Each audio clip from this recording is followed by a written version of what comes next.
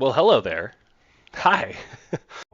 All creation through bomb and form, the greatest to ever do it like Kareem in the form. Or Dame at the buzzer, Skip at the rucker. 96 Bulls, the GOAT, there's no other. Bulls and Goats get some wins, but never cover. The word gave the answer to sin. No stuff. Welcome to the Behind the Plays podcast. I am, at least today, I am no longer the official unofficial co-host. I'm no longer the official co-host. Today on the Behind the Plays podcast, I am your host, which is a weird thing to say. I am Eric. Normally, the Behind the Plays podcast is hosted by my close good friend Davion, but my close good friend Davion is currently enjoying his vacation in Greece, so he has that going for him. I am sitting at home, not at Greece. I know it's kind of weird. You would think like of all the people you could bring on vacation with you, top of my list would have definitely been your official unofficial co-host, but hey, that's neither here nor there. But anyways, we are here with the Behind the Plays podcast. We're probably going to have a pretty quick one today because I think me talking to basically my computer is a little bit strange for sure. Normally I have Davion with me to do some banter. So I'm just going to run through our week 4 of the NFL very quickly, kind of give some general thoughts on each of the games that happened this week. And I have a few more things I'll talk about as those games in particular come up. And we are also going to talk about some predictions for week 5. I have mine. Davion sent me his from across the universe. So we have our predictions for week 5 as well. We are officially at the quarter season mark for the NFL, which is already so crazy to think that this is already 25% of the way through ish, give or take. Not exactly, but that's how that works ish. So before we get started though, if you are new to the Behind the Plays podcast, wherever you are watching, give us a follow, give us a like, give us a subscribe, whatever is your preferred platform method of doing things, etc. We would really appreciate it so you could get more behind the plays content from us, from myself, and from Davion when he makes his triumphant return in a couple of weeks from his vacation. So, before we get started talking about football, I want to give a quick shout out to Davion, who I'm sure will tell you upon his return has some pretty exciting news. My close good friend Davion is now engaged to his lovely now fiance. So we want to give a quick congratulations to him as well. I've only been waiting for basically as long as I've known him for him to finally do this, so it's good that he did. I'm very excited for him, and I'm very excited for his lovely fiance as well. Okay, let's talk some NFL Week 4 action. We kicked off on Thursday Night Football. The Detroit Lions were in Green Bay for our first Thursday night divisional matchup this season. Two teams from the NFC North, and this is a pretty big game in the NFC North too. The Lions and Packers at the time were 2-1, looking to have sole control over the NFC North for the foreseeable future. And Lions do pick up a pretty big road win, 34-20. I think the Lions are an extraordinarily good team and are in a really good position to make a huge push for playoffs. I think the powerhouses of the NFC being the Eagles and the 49ers right now are going to be a little bit hard to top come late season, but I think the Lions are in a still really good position to host the playoff game week 1, maybe even host the playoff game week 2 depending on how things shake out. Of playoffs, I should say. We wild card host the wild card game and host the divisional round playoff game as well. Right now, I think there's a decent chance that the Lions could scoop up the 3 seed, given that the Eagles and 49ers are probably the 1 and 2 seeds in some order. They're both 4-0 right now, our last 2 undefeated teams. So they'll probably end up being the 1 seed and 2 seed respectively. I don't know which one will be which. Either way, I think Lions will probably end up being the 3 seed, and then the winner of the NFC South, which at the moment is being led by the Buccaneers, have a decent chance of being the 4 seed. Lions could possibly drop to the 4 seed if they Buccaneers really start picking it up, but the Buccaneers have also been very impressive so far. So Lions get a huge road win, 34-20 over Green Bay. I really like some of the things they're doing on offense, and they are poised to get Jamison Williams back early as well. His his suspension is being lifted early because the NFLPA has a new policy on gambling. They are now saying if you gamble on another NFL team, I believe I'll have to look this up, but I'm pretty sure it was something along the lines of if you gamble on another NFL team and get caught, it's a year suspension. If you get caught gambling on your own team, it's 2 years suspension. If you get caught fixing games, they ban you for life. And then if you're gambling on other sports other than football, I think it's a little bit more discretionary. I want to say they settled on a 2 game minimum for gambling on other games, something like that. But because they did that, the Jameson Williams suspension is being lightened a little bit. Calvin Ridley is ever so jealous. But yes, Lions pick up a huge win on Thursday night. Speaking of Calvin Ridley, though, Sunday morning over in London, this is the first time I ever got up to watch a London game. I always actively avoid doing it just because it's always so early for me on the West Coast. Kickoff was at 6:30 my time here for Falcons Jaguars, and Jaguars win big, 23-6 over the Falcons. I will say the one highlight of this game for sure was the Toy Story broadcast that they streamed on Disney Plus. I did watch that version of it because we've said this on the podcast a few times before. Toy Story is my favorite movie of all time. I had a really great time watching that, even though the technology was not very good. But it was a fun experience. I think if they were to work out some of the like smaller details of that particular technology and get it to work a little bit better, that is definitely something I would like to see return later this year, possibly even next year for another London game or something like that, when the Jaguars inevitably host another one. But yeah, Falcons look to be struggling after starting off hot 2-0, have failed to score a touchdown in the last 2 games, only scoring 6 points week 3 against the Lions and only scoring 6 points this week against the Jaguars as well. So the Falcons are definitely struggling offensively, but their defense has been semi-impressive. They held the Lions to 20 points, which is the lowest amount of points that they scored all year. They held the Jaguars to 23 points, which I believe is the second lowest other than, or no, I'm sorry. That's just straight up a lie. They held the Jaguars to only 23 points too, and that offense is pretty potent with Trevor Lawrence and Calvin Ridley and Travis Etienne, etc. So I think the Falcons' defense has actually been kind of one of the more impressive parts of their team so far. AJ Terrell, their young linebacker, whose name I can't remember off the top of my head, but I'm going to research it now. Player stats, Falcons. Jesse Bates at safety as well as one. Not who I was thinking of, but definitely one of them. Caden Ellis, yes, is what I was thinking of. Calais Campbell too is on the Falcons as well.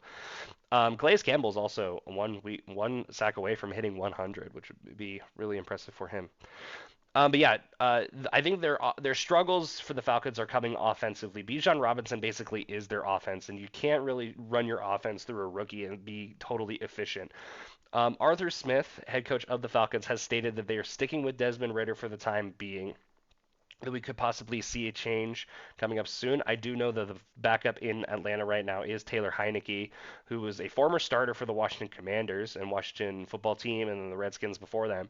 So he's definitely got some possibility and the capability to start in the NFL. Clearly, he has before. So I think we'll see kind of how it goes for the Falcons. As well, but this does not look very optimistic for them. After starting off 2-0, they're now 2-2. We'll see how it goes for them. Because that was our first game Sunday morning. We get into the Sunday morning slots as well.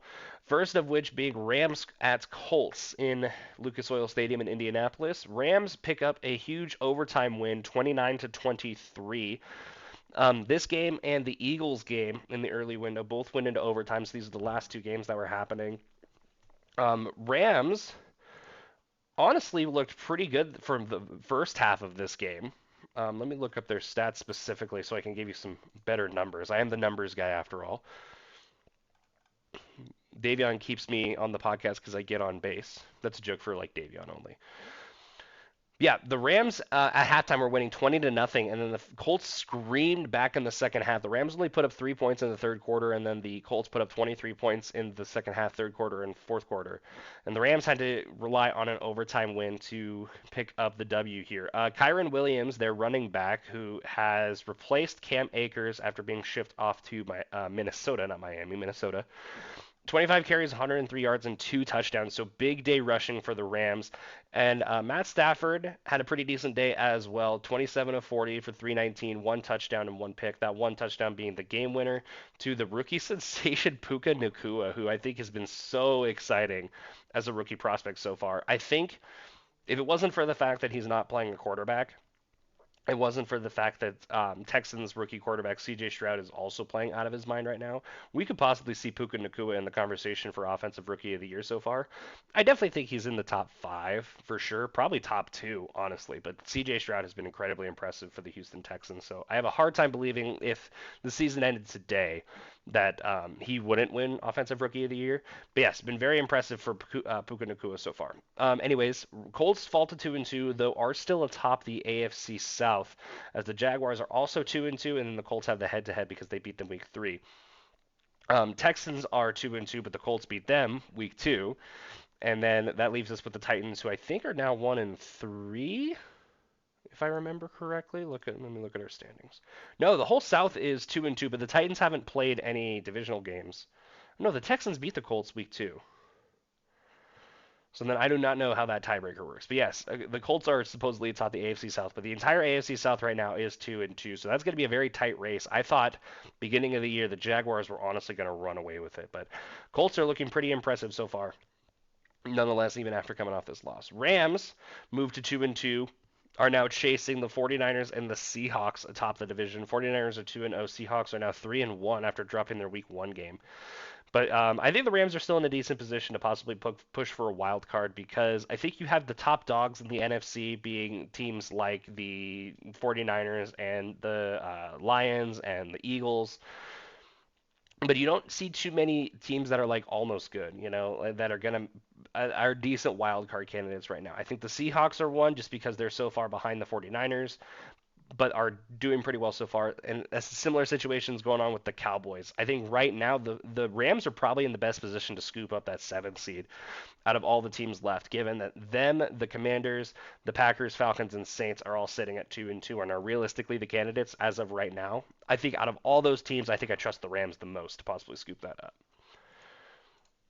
Okay, that takes us to next game, Ravens at Browns. I think the big story coming out of Cleveland that morning is Deshaun Watson went in a little bit banged up, quarterback for the Browns. They warmed him up at the beginning of the game, decided that he was not good to go. So the Browns ended up starting rookie Dorian Thompson Robinson. I want to make sure that that is his name. Pretty sure I'm correct on that. Dorian Thompson Robinson. Yes, I was making sure I didn't have it backwards. Robinson Thompson. I believe he was a 5th-round pick out of UCLA. Let me Google that real quick. Dorian Thompson Robinson. He did go to UCLA. I did know that much. Where was he drafted?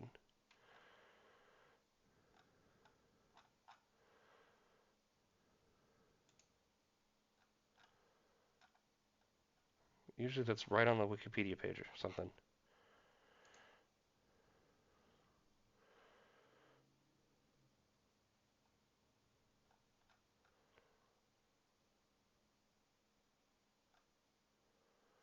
Hundred and 40th pick of the 2023 NFL Draft, which mathematically would be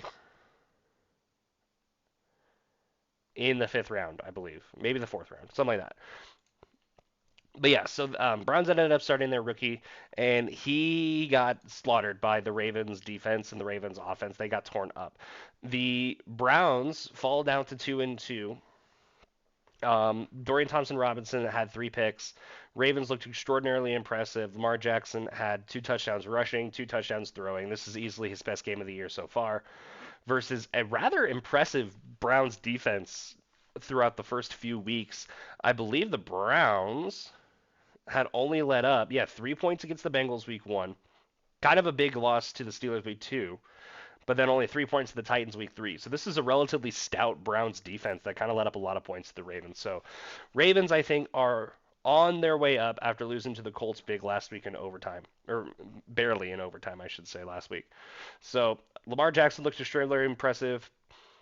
The Browns are on bye this week, so I think they're in a decent position. It didn't seem like it was an ultra devastating injury for Deshaun Watson, who in week 2 and 3 started to actually look a little bit more impressive, like the old Deshaun Watson that we know him from when he was playing in Houston years ago. So I think that's pretty impressive for him, and I think the Browns are still in a decent position to make a push in the AFC North, given that the Bengals have not been very impressive and the Steelers have not been very impressive. We had said that the AFC North was probably the best division in football, but not anymore because Bengals and Steelers don't look good. Ravens look really good, and the Browns look pretty decent. So maybe the Browns are making a push for the wild card, or could possibly still steal the division from the Ravens. They do have one head to. No, they do not. I apologize. They have the head-to-head versus the Bengals so far. They did lose to the Steelers. That's the Steelers' only win, if I remember correctly. No, Steelers are also 2-2. Yeah. So Browns are in a decent position, I still think, to make a push for the wild card. I think once Deshaun Watson comes back week 6, at least he's supposed to come back week 6. I imagine he comes back week 6. They'll be in a good position. Okay, we have our first duel of incompetency. The Vikings are in Carolina playing the Panthers. Vikings end up getting the road win, 21-13. Both these teams heading into this 0-3, definitely in panic button mode. I think the big thing coming out of this is their rookie for the Panthers, Bryce Young, a little bit banged up, and they ended up starting their backup.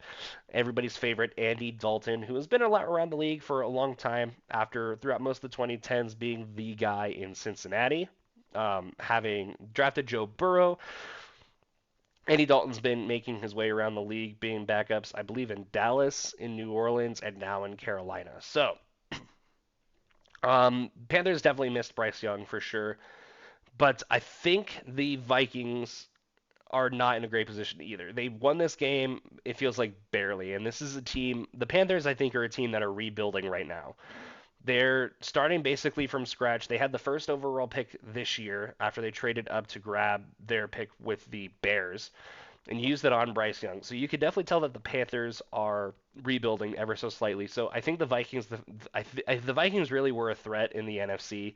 I think they would have smacked the hell out of the Panthers, and they didn't. So I do know that Kirk Cousins is having a really great year, and Justin Jefferson is having a really great year receiving as well.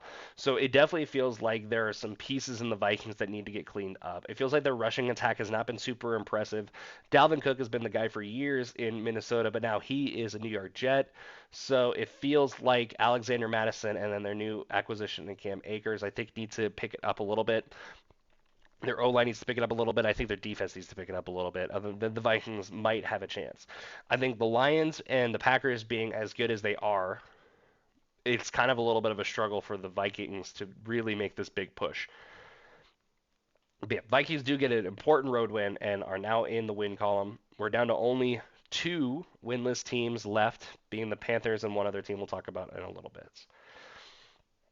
Okay, our next game on the docket here. Cincinnati Bengals are in Tennessee playing the Titans. Titans ended up winning 27-3, and the Bengals offense once again looked completely stagnant as it has the last few weeks. The Bengals O line is torn to shreds, and the fact that Joe Burrow is not playing at 100%, I think, is really disappointing for their offense. The Bengals were probably one of the candidates to be a big contender for the AFC this year, to make the playoffs, to possibly even go to the Super Bowl. I had them facing the Eagles in the Super Bowl in my before the season started prediction. Obviously, that's not really on track anymore. But I think if Joe Burrow were healthy 100%, I think this would be a much different Bengals team. And there are definitely some frustrations coming out of Cincinnati. I think the big quote coming out of this from Jamar Chase is that he is, quote, always open. So I think the Bengals are in a little bit of a panic mode. They did not look very impressive this week against the Titans after having pretty decent-ish weeks, week 3 and week 2 against the Rams and the Ravens after really struggling week 1 against the Browns. Titans, however, looked pretty good. 27 points is no laughing matter for sure. I want to give you some stats for the Titans as well, because this is a team that also has not looked ultra impressive offensively throughout the year. But Derrick Henry, 22 carries, 122 yards at a touchdown, also had a little jump pass touchdown too. So that was pretty fun.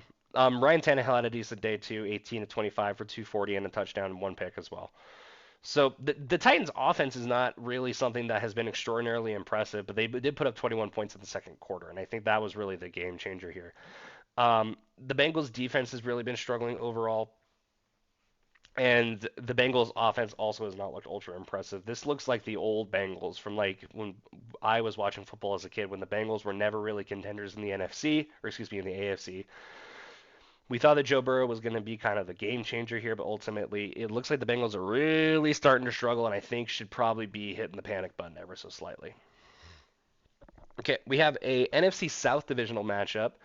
Buccaneers are playing the Saints. Buccaneers on the road end up winning 26 to 9, which is really impressive because New Orleans has not been a place that Tampa recently has played well, but this is a very different Tampa team. This is a very different New Orleans team. The guy in New Orleans now, Derek Carr, who did get injured week 3 against the Packers, but did ultimately end up starting and playing in this game. Did not look great though. Buccaneers looked very good. Honestly, I think the most impressive person I've seen so far in terms of like impressiveness and didn't expect it is probably Baker Mayfield, who in Tampa has looked how he did in early in his career in Cleveland. After struggling Carolina, playing like I think maybe 2 to 3 games in LA, Baker Mayfield's looked extraordinarily impressive in Tampa so far. He's really clicking with the O line. He's really clicking with the receivers, and the Bucks' defense is playing very well as well. The Bucks right now sit atop the NFC North, and I didn't really expect that coming at all. I thought the Bucks were going to be one of the worst teams in the NFC, but here we are. I think the Bucks are a really threatening team to make a big playoff push. We have Dolphins Bills. This was probably the game of the week heading into it. Dolphins at the time 3-0, coming off a huge 70 to 20 win over the Broncos. We're not going to talk about it.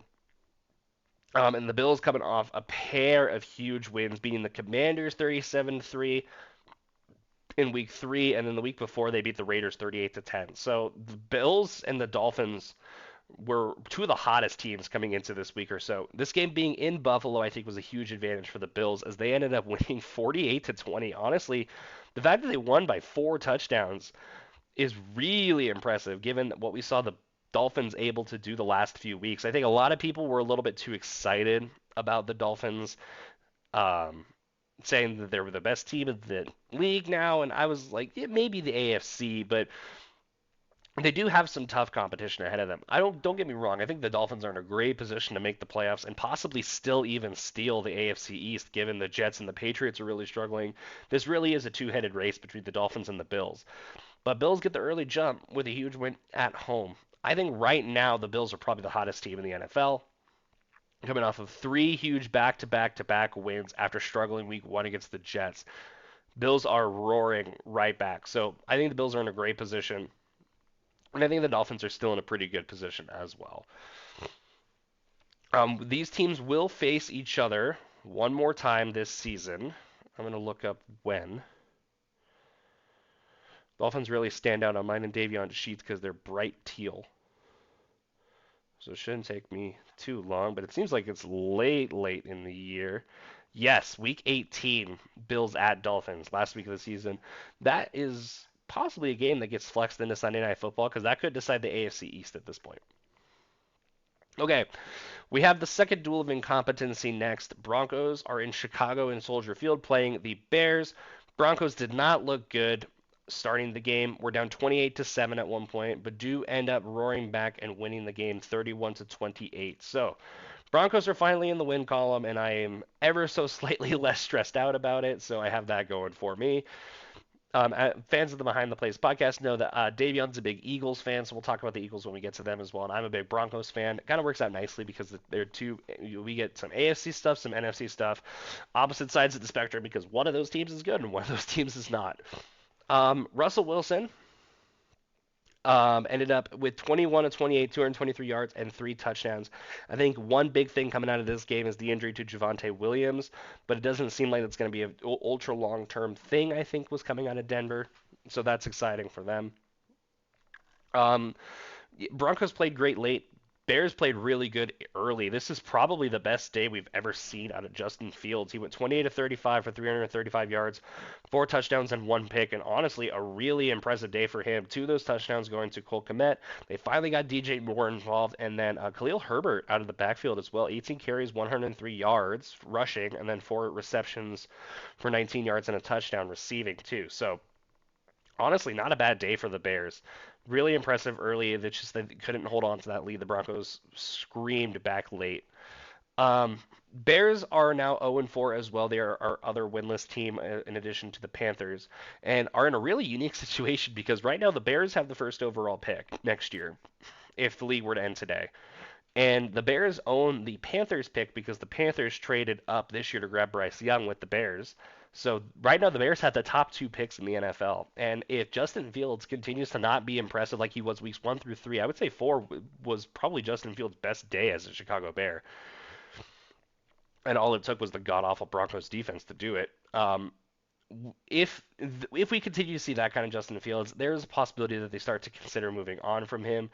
Caleb Williams looks to be the number one overall pick out of USC next year, and if the Bears have two of the top two picks, they could easily just go grab Caleb Williams and the best receiver out of the draft, which right now is looked like Marvin Harrison Jr. out of Ohio State, or they could possibly just go grab like the best offensive lineman, go grab the best defensive player, something like that. Like they have a lot of potential options right now, and that is barring that the Bears continue to not be very good and the Panthers continue to not be very good, but I think are in a great position. And even then, if Justin Fields starts to look more impressive and plays like he did against the Broncos, they could possibly just continue to work with Justin Fields and give him maybe another year or two and go trade out of those picks again, acquire more picks, acquire more capital and things like that, and really build for a long-term future if you're confident in Justin Fields' abilities. Broncos did not look very impressive early. I'm shocked. The Broncos are not very good, unfortunately, but really came back late to win big late. I don't really think the Broncos are in a position to make any kind of push based on what I saw weeks 1 through 3. If they do, I would be very, very, very impressed. And honestly, I'll eat my words if they do. Okay, we do have one more, no, two more early window games. The first one we're going to talk about another overtime win. This time the Eagles beating the Commanders in Philly. Overtime win 34 to 31. Game-winning field goal coming in overtime here. Honestly, this was a really good game. The big narrative, obviously, Jalen Hurts, 20-1 in his last 21 NFL regular season starts. He did miss some time towards the end of the year last year. His only loss at home against the Washington Commanders last year. So there was a possibility that this is the game to watch because maybe this is finally the start of the Eagles' decline. But they ended up with a squeaking out the win, 34 to 31. Though the Commanders did look extraordinarily impressive, and I was pretty happy with how they played. After two pretty impressive wins week 1 against the Cardinals and against the Broncos, and then a real setback week 3 against Buffalo, it was nice to see them come out and really show out. Putting up 31 points on a very stout Eagles defense is no easy feat for sure. I think the Commanders right now are 2-2. I think them and the Rams are probably the contenders right now to steal the 7 seed, given that the Cowboys and the Seahawks are in really good positions to steal the 5 seed and 6 seed. So we could possibly see the Commanders making a big playoff push late. And I wouldn't be completely opposed to it. I really like the Commanders. I really like Sam Howell.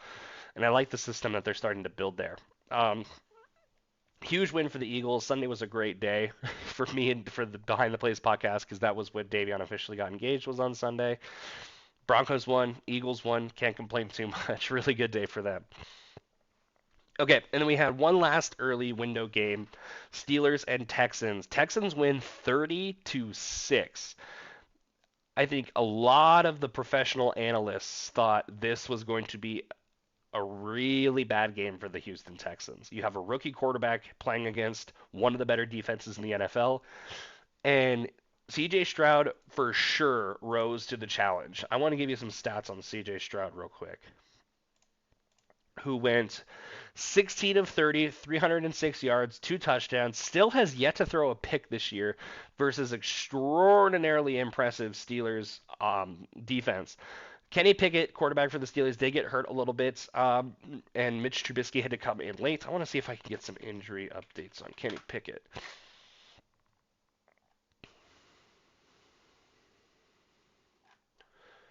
see if we can get some information.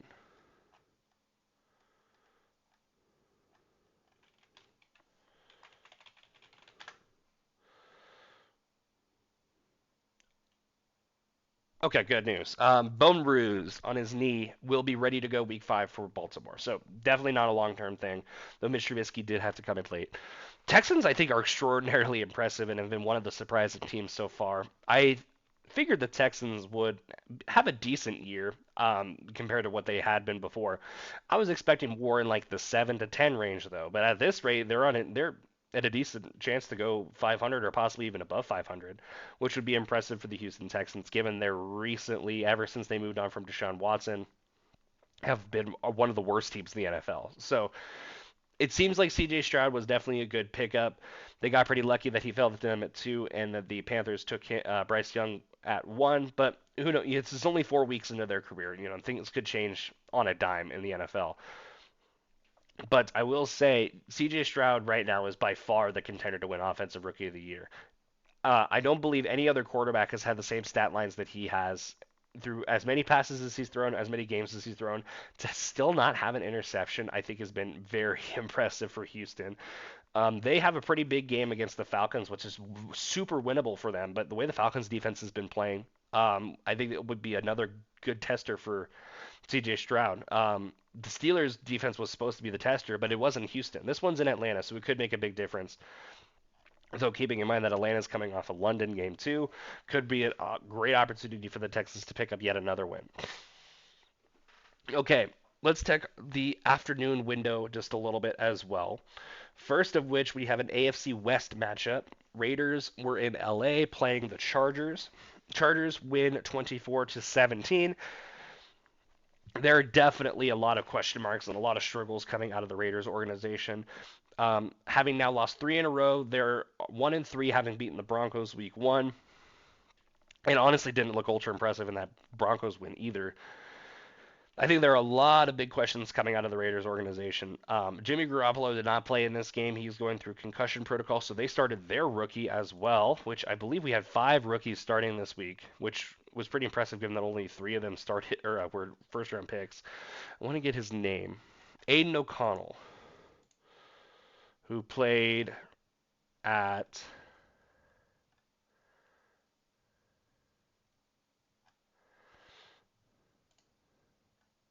Purdue. Yes, rookie out of Purdue. Had to double check that. Chargers look good, getting a huge, much needed win in the AFC West. Right now, I think the Chiefs are by far the best team in the AFC West, and really, I see very little competition coming out of the Chargers to beat them. But the Chargers could possibly sneak into the wild card at this point. Having a very close win against the Vikings week 3, very good win against the Raiders week 4, and honestly didn't really look that unimpressive weeks 1 and 2 against the Dolphins and the Titans as well, who I think aren't the worst teams to lose to in the league. The Chargers going to be in a decent position to make a push as well. Um, our next window, Cardinals and 49ers. 49ers beat the Cardinals 35 to 16. And unfortunately, since Davion's not here to defend himself, I'm going to go ahead and say it now. I think the 49ers right now are the best team in the NFL. Obviously, the 49ers and the Eagles are the only undefeated teams in the NFL. I think the Bills are probably the hottest team and probably the best team out of the AFC right now, in my opinion. But I think the 49ers are the best team in the league right now. And here's why. The Eagles have won all 4 of their games, and then with the exception of the Buccaneers game, have all been 1-score games or less. The 49ers, their only 1-score game was week 2 against the Rams, who are 2-2 and honestly have looked really impressive in other games. 49ers beat the Steelers by 23 points week 1. 49ers beat the Giants by 18 points week 3, and the 49ers just beat the Cardinals by 19 points. Am I doing my math right? Yeah. So they're beating the bad teams good, and they're beating the good teams close. I think that's what a good team does. I think right now, Christian McCaffrey is probably the contender for Offensive Player of the Year. I don't really think Brock Purdy's in a position to win the MVP. I have no idea who would be the MVP at this point, but who knows? The 49ers defenses look so good as well.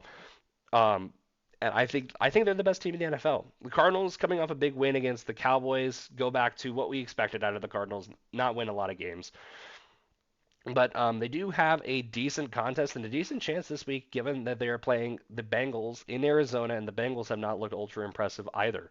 So 49ers, I think, are going to continue to roar, but this is really going to be the big tester for the 49ers this week. Sunday Night Football against the Dallas Cowboys, which is one of the bigger interdivision rivalries in the history of the NFL, Cowboys Niners, because of the huge success of them in the 90s.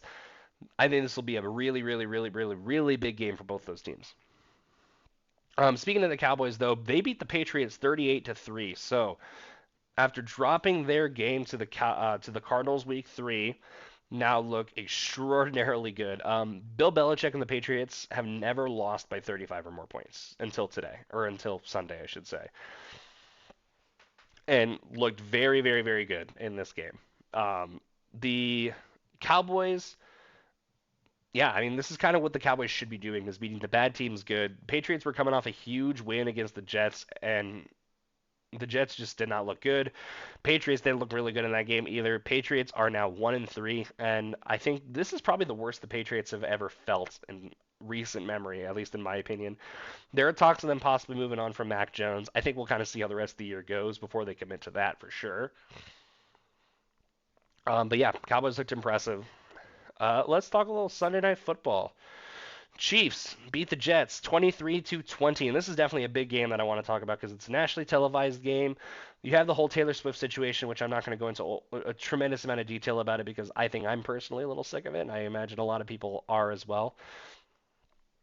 But there were definitely some controversies coming out of this game. There was the big, big, big holding call late in the game as Sauce Gardner th- uh, got a pick that would have possibly won the game for the Jets. They get the ball at that point and have a chance to go score. And the way Zach Wilson had played, which is, I think, the most impressive I've seen out of Zach Wilson in his career so far as a New York Jet. I think there's a decent chance the Jets do come back and win this game, but Sauce Gardner gets called for holding. To be fair, he probably should have. I think it was a holding call. I think they made the right call, but the way they called it looked a little bit suspicious. The side judge kind of like double taked on throwing the flag a little bit, and I think it was a little bit suspicious of just what went on there. Given that it kind of looked like he was making sure there actually was a pick before he threw the flag. And given that the whole situation with Taylor Swift, the NFL changing their Instagram bio the next week, it just didn't look very good on behalf of the NFL for sure. People are calling for an investigation into that game. I don't think that's necessary. It's just kind of like one of those things. It happens, and it sucks that it did. There was the big holding call that they missed on that play as well against the Chiefs that would have offset those penalties bare minimum and at least given the Jets another chance to make a defensive stop. But not the way it ended up shaking out. Chiefs get the road win 23-20. This is the first time in Patrick Mahomes' career that he's been outdueled by the opposing quarterback. And it was pretty impressive that the opposing quarterback that outdueled him was in fact Zach Wilson, who I think has this narrative around him that he's not very good. If Zach Wilson plays the way he did Sunday night, I think the Jets are in a pretty good position. I think you win a lot of games if Zach Wilson plays the way that he did against the Chiefs. I hope for his sake that he can continue that pattern because it seems like the Jets are ready to move on. But if he can play the way that he did, they have no reason to. So yeah, that's Sunday Night Football, which takes us to Monday Night Football. Not much of a game. Seahawks ended up beating the Giants 24-3 on the road. Giants have not scored a touchdown in MetLife Stadium yet. There are two home games this year, losing by 40 points to the Cowboys, losing by 21 points to the Seahawks. I think the Giants should be hitting the panic button a little bit. It seems like I think we are all a little skeptical of Daniel Jones. He had a great year last year, and I'm not going to take that away from him. And then the Giants paid him, and now he does not look very good. Once again, he looks like the old Daniel Jones that we're a little bit more used to. So I think the Giants are another one of those teams right now that I think should be hitting the panic button for sure. Seahawks look very impressive, especially picking up a huge road win. Geno Smith looks very good, which is awesome because early in Geno Smith's career he looked like a bust, but he got to Seattle and now he is a all-star. So good for Geno Smith, and I'm very excited for that idea. Okay, So that about wraps up week 4. Last thing I want to do today, like we said, it's going to be a relatively short day today. We normally talk for like an hour and a half. We're at the 38-minute mark, 39-minute mark or so. I'm gonna very quickly rattle off some week 5 predictions. Myself, I do have Davion's predictions as well, though we are virtually on the same page. I think we only have one game different, if I remember correctly. Yes. So, before we get started with week 5, though, we are officially the beginning of bye weeks. So, Browns, Buccaneers, Chargers, and Seahawks, all on byes this week, have the week off. We'll see them again next week in week 6. So, Thursday night football. I'm recording this Thursday morning because I just did not have time Tuesday or Wednesday, and I apologize for that. But so hopefully this goes up before Thursday night football. But I promise it's Thursday. You can see sunlight. It's not Thursday night yet. It's like 12 in the afternoon on Thursday. But we have Bears and Commanders in Washington today. Commanders looked pretty impressive last week, even though they lost to the Eagles. It looked pretty impressive weeks 1 and 2. The Bears have consistently looked pretty unimpressive. The Bears' best week last week was against the Broncos, and the Broncos have a terrible defense. The Commanders don't. I think the Commanders have one of the probably a top 10, maybe top 15 defense in the NFL. So I'm not exactly optimistic about the Bears' chances on a short week. All that stuff. I'm going with the Commanders. Davion agrees. Sunday morning, and I mean morning, we are making some history because this is the first time ever since the NFL started playing games in London, 10, 15 years ago, that we've had teams go back to back London games. Jaguars didn't even get to come home. They are technically the road team in London, this time in the other stadium, though, playing against the Buffalo Bills. Now, Jaguars in London is usually a surefire win for them, but the Jaguars looked really good last week and did really struggled weeks 2 and 3. Whereas the Bills, like I said, I think are the hottest team in the NFL right now. So this is pretty much a home game for the Jaguars. But all things considered, the Bills really are roaring right now, and I have little reason to believe that they'll lose. So I'm picking the Buffalo Bills. Davion agrees. He's also taking the Bills. Sunday morning proper, we have Saints at Patriots. Both of these teams have really struggled the last 2 weeks. Saints started 2-0, or 2-2 since after losing a huge comeback win against the Packers week 3 and losing big to the Buccaneers week 1 or week 4 last week, I should say. Patriots, after winning against the Jets week 3, haven't won any of their other games. They're 1-3. So this is kind of a big tester. Are these teams for real? It's in New England. It is early in the morning, but this is the only game Davion and I disagree. Davion is going to take the Patriots. I'm going to go with the Saints to pick up the road win. Oh, we actually disagree on one more game too as well. I just did not recognize. So we have 2 games that we disagree with. Saints. I'm picking the Saints. Davion's going to go with the Patriots. I guess really quickly, we can quick tangent. Last week for Pick'ems, I finally had a good week. I went 14-2. My only losses, I picked the Packers to beat the Lions, and I picked the Panthers to beat the Vikings. So I went 14-2. Our other 3 games that we had different, myself and Davion, I won all 3 of those. That being, I know Houston was one of them.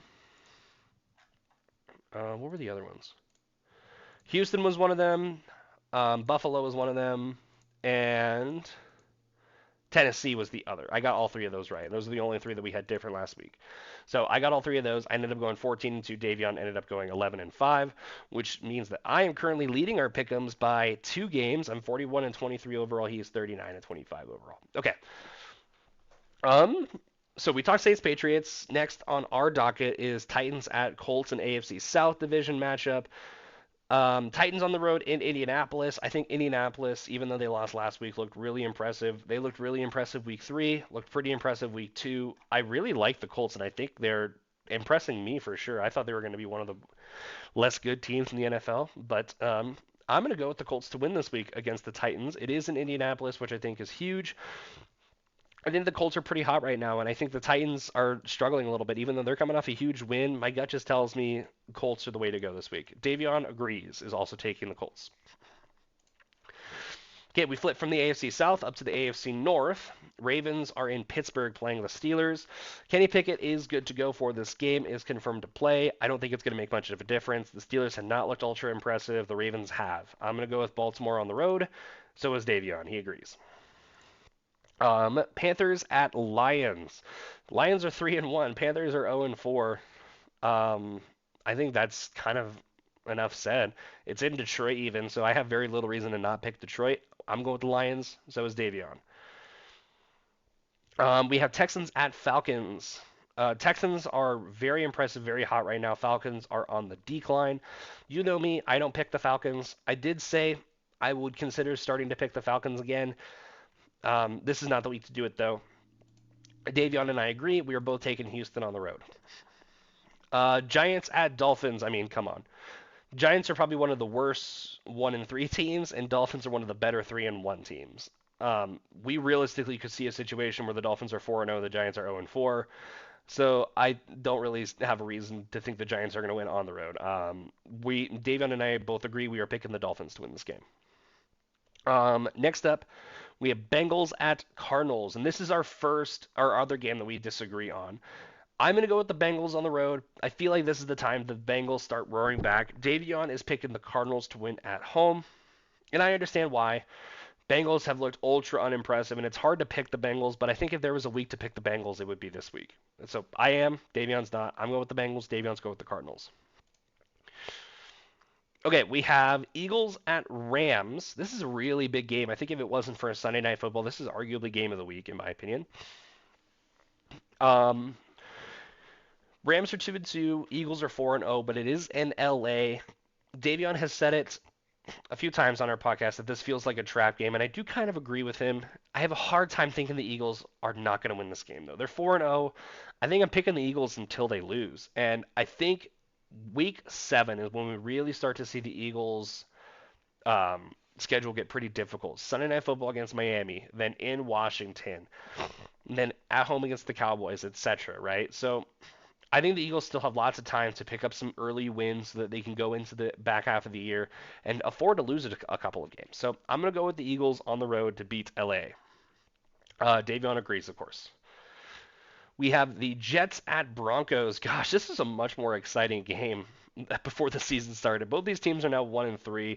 Broncos have not looked very good. Jets are missing Aaron Rodgers.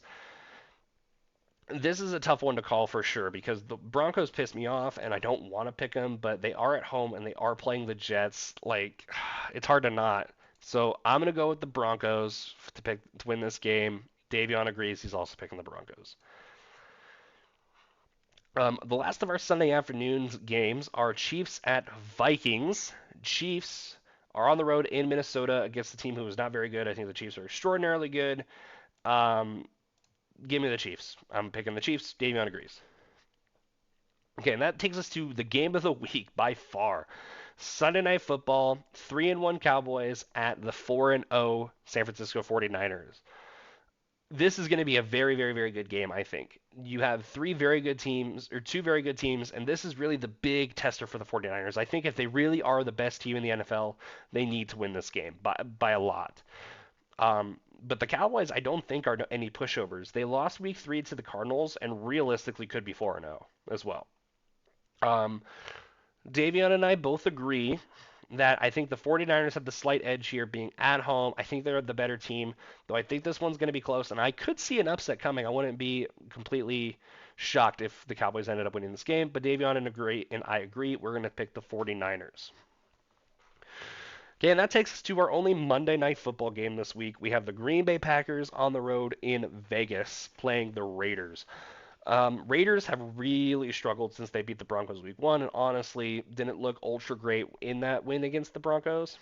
Packers have dropped last week's game against the Lions, but are on the very long week, having played Thursday the week before and getting to play Monday this week. So they're going to be well rested. They're going to be well prepared. Davion and I agree. We are both going to take the Packers on the road. Okay, so just to quickly refresh, I am taking the Commanders, Bills, Saints, Colts, Ravens, Lions, Texans, Dolphins, Bengals, Eagles, Broncos, Chiefs, 49ers, and Packers.